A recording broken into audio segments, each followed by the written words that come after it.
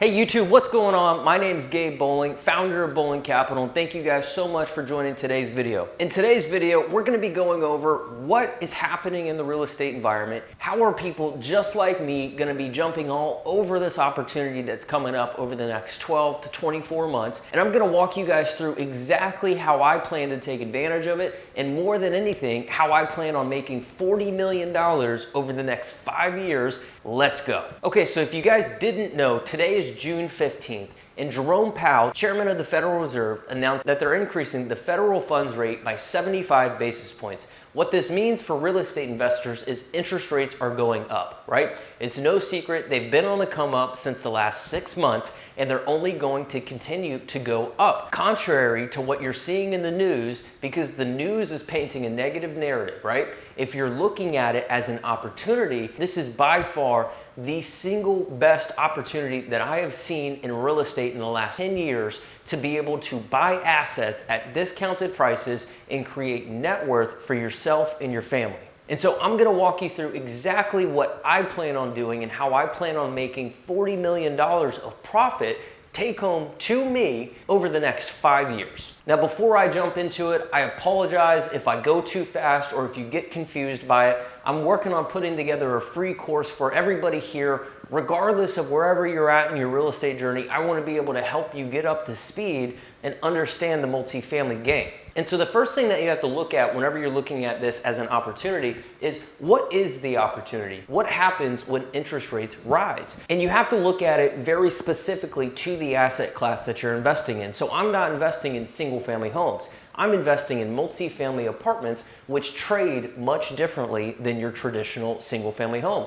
Multifamily apartments trade on what's called a cap rate. And so to give you an example, over the last 2 years, interest rates have been an all-time low, which led cap rates to also fall, meaning the price of the asset has been inflated. That's why you're seeing so many people say that real estate's at an all-time high. You have to understand, now that the fact that interest rates are rising, the prices on these multifamily apartments are on the come down. And so what does that mean? It means that there's an opportunity to buy these assets at discounted prices in comparison to what they're normally valued at in a normal real estate environment. Now you have to understand, inflation is at 8.6%.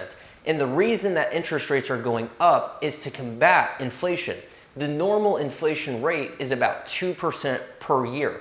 And so what they're doing is they're trying to take the inflation CPI from 8.6 back down to 2%.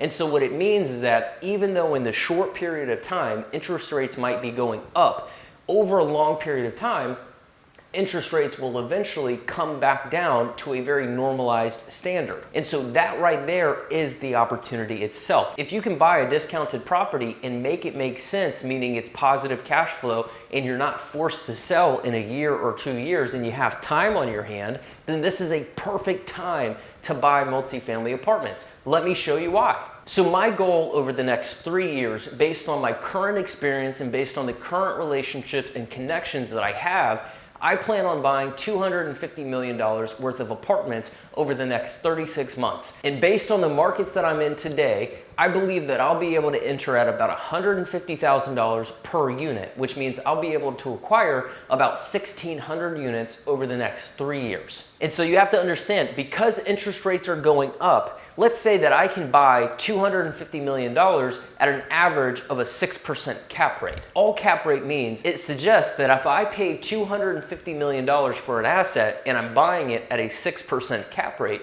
that is going to be my return if I were to pay all cash. So what I'm gonna do to figure out for what's called my net operating income, I'm gonna take the $250 million and multiply it by 0.06 to figure for my NOI going into the project. And so what I figured is my net operating income, which is one of the most important numbers in multifamily, and how all of these apartments are actually valued, is $15 million, right?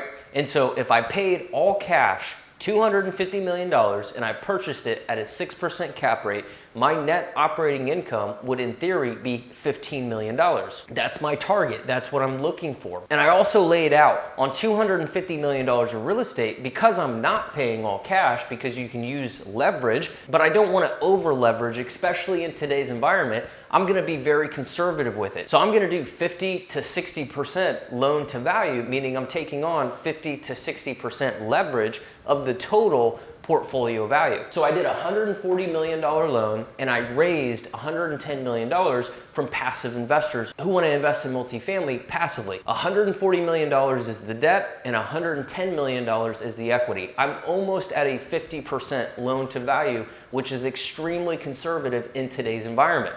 And so the play here is, as interest rates go up, prices will drop. And the timing that you enter the market is the most important part about this entire opportunity. I'll give you an example. Florida alone has seen the most migration coming down from New York and Connecticut, and has seen so much migration. And what that does is it creates more demand for multifamily. And so over the last 2 years, cap rates have been way low, right? Cap rates have compressed so much. And so your normalized environment, typical cap rates are at 4 and 4.5 and 5%. And so if I can buy it and I can allow myself time, call it 5 years from now, and allow the environment to be a normalized environment, and I can sell the property and I can value the property, let's say at a 4.5% cap rate, I'm going to show you exactly what that means, not only for the property's value, but also any type of rent increase that you can get. And what I'm going to do is I'm going to show you what would happen to the value of the portfolio if we were able to increase the rents on each unit $300 a month over a 3 to 5 year period. So it's about $100 per year in increase. Now, before I jump into that, just remember, today's value of the portfolio is $250 million, right? We paid a 6% cap rate, which means the NOI, or the net operating income, is $15 million.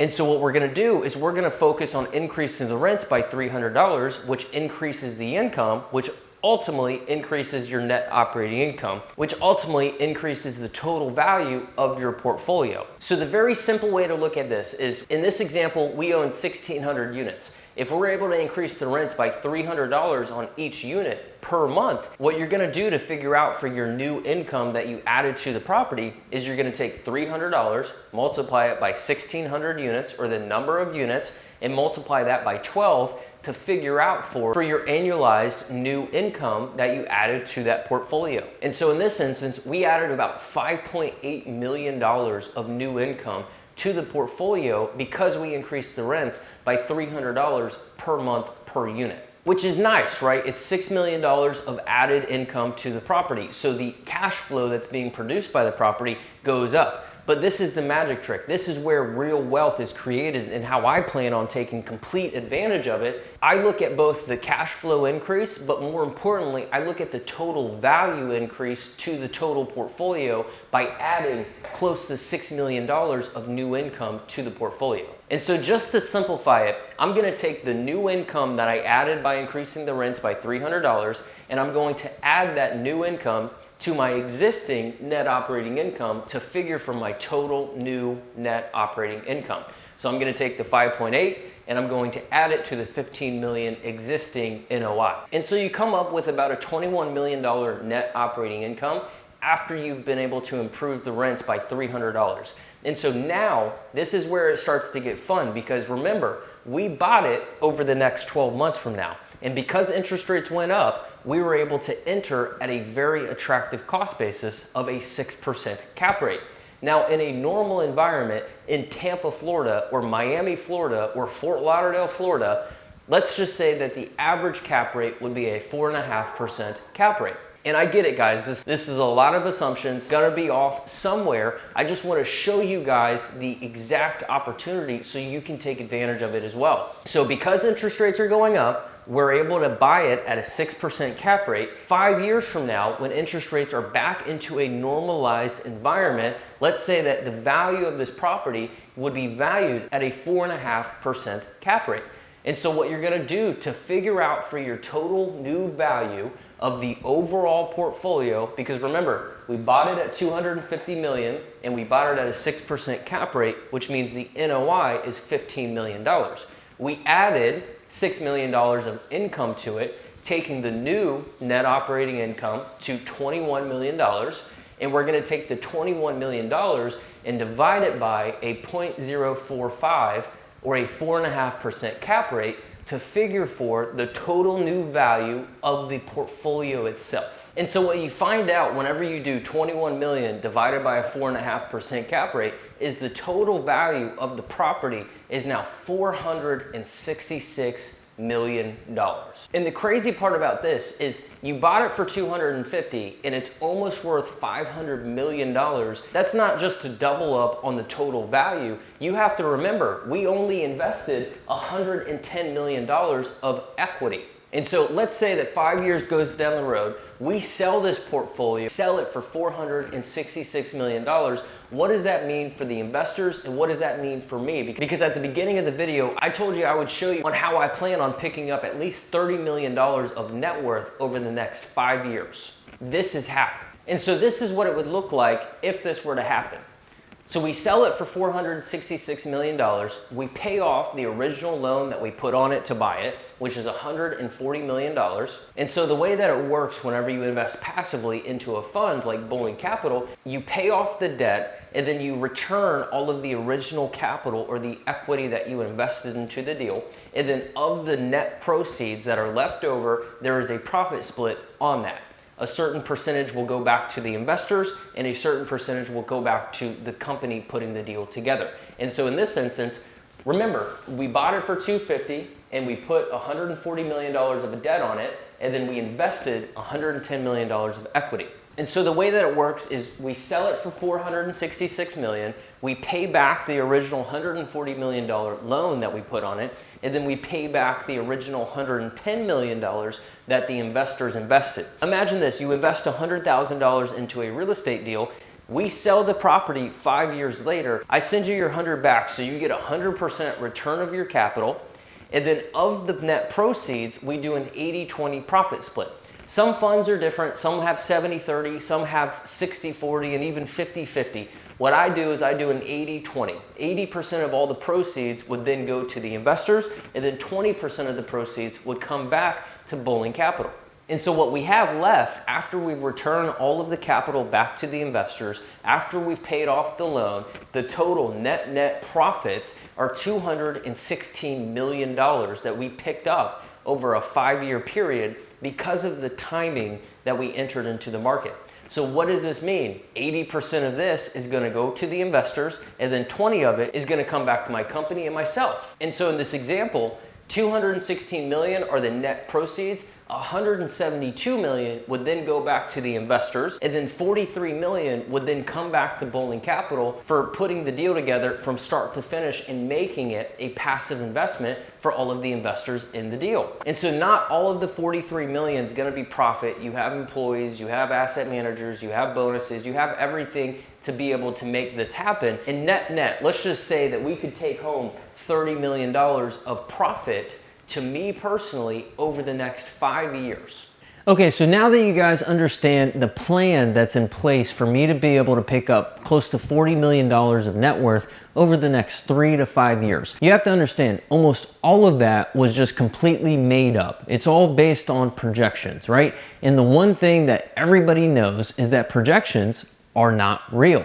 And so you have to look at what are the factors, where can you be wrong, where can you be right, what is most realistic, and ultimately base your decisions off of that. So instead of just leaving the video as is and letting you think that it's that easy to pick up $40 million of net worth over a 5-year period, let me just be clear. It's not, and I could be completely wrong, and I want to be transparent with you guys about it. Let's say that I'm wrong. Let's say that I don't pick up $300 of upside, or interest rates don't go back down. Like, there's all these different variables that could happen. And so the way that I make these decisions, I try to be as conservative as possible with everything that I do. And I have different bases. I have a worst case scenario. What happens if I can't sell it at a 4.5 cap? Or what happens if interest rates stay up at 6 or 7% for 5 years? Who knows, right? Nobody does know. And so the point is, you have to be aware of it and you have to understand what could go wrong, prepare for it, and then hope for the best case scenario. What are the things that could happen that would deter me from hitting my goal? The timing, right? If I'm buying on the way up and they stay up for longer than 3 or 4 or 5 years, then I wouldn't be able to exit at the same value that I think that I would be able to. Another scenario that's more realistic is that it doesn't go down as quickly as I anticipate, right?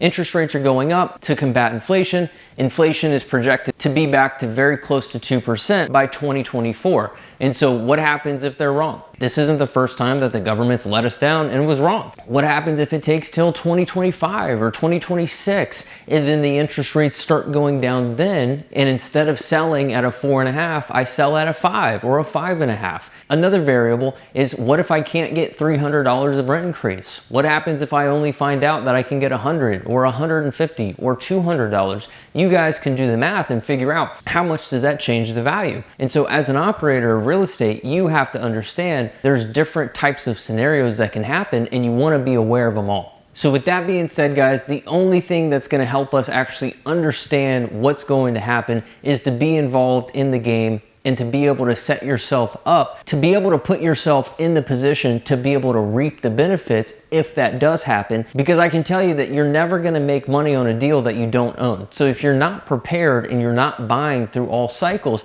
you're never gonna benefit. And that's it. So if you guys found any value in today's video, if I helped you see a little bit more clear about what's happening in the environment and where I believe that the best opportunity is, all I ask is that you guys subscribe, you drop a like, you drop a comment on what your thoughts are going through the next 12 to 24 months.